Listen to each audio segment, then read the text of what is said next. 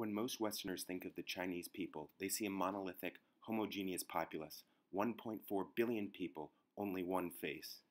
The real extent of the Chinese heterogeneity is overwhelming.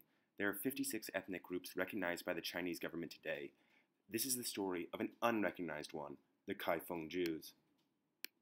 Jews established their first community in China during the Northern Song, in the capital Kaifeng.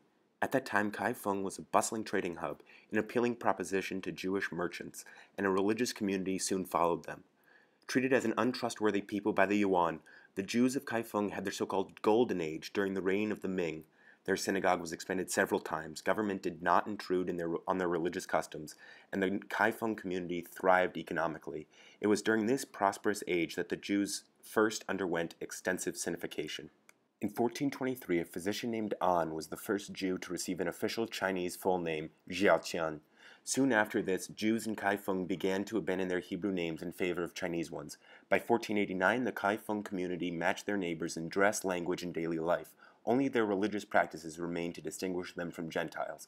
Even that aspect was not as distinct as it might have been. The Jews of Kaifeng adopted the Chinese practice of ancestor worship, a ritual with little antecedent in Jewish tradition.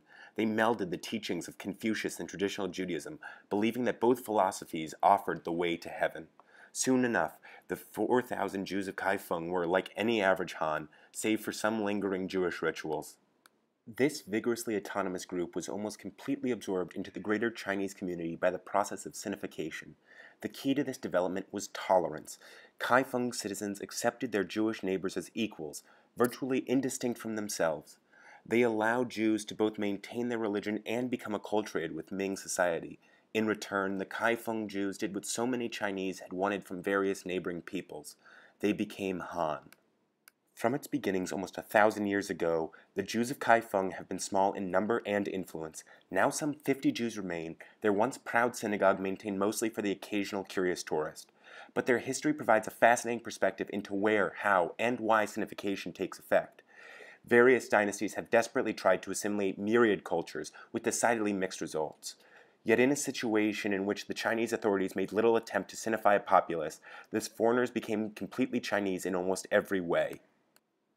Simple acceptance and societal integration of the Kaifeng Jews was all it took for the community to abandon their previous ways of life and essentially become Han. Yes, the Jews of Kaifeng were small in number, but that did not make their eventual sinification assured.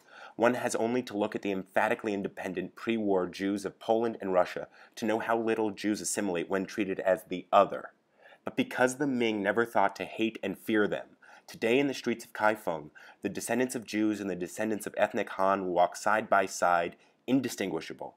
It begs the question, if China had treated the people of their nomadic frontier as equals instead of barbarians, would those 56 ethnic groups have dwindled, one by one, until only the Han remained?